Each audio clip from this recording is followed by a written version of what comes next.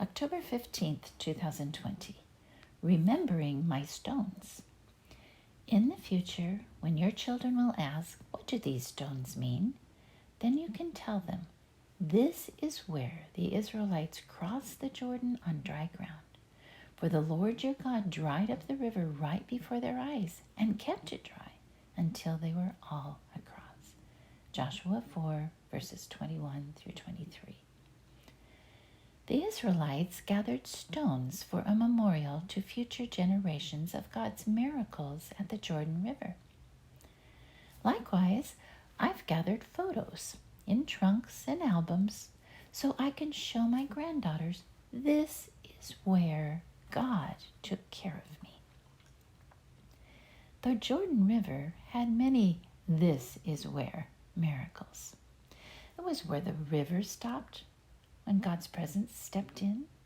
It was where God dried the mud right before their eyes, and where God kept it dry until every person was safely across. Our God never does miracles halfway.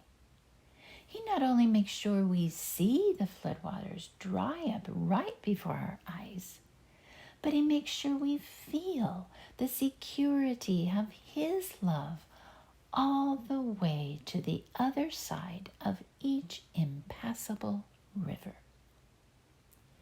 We all have memories of God's faithfulness, tucked away in houses, at dining tables, in old cars, or at a swing.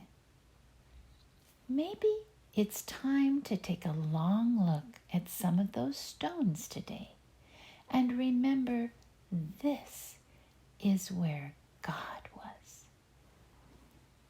The Israelites were not the only ones who remembered God's miracles. The enemies in their promised land were paralyzed with fear because of what God did at the Jordan River. So, if the enemy remembers my stones and trembles with fear, then I better remember my stones, but dance with joy.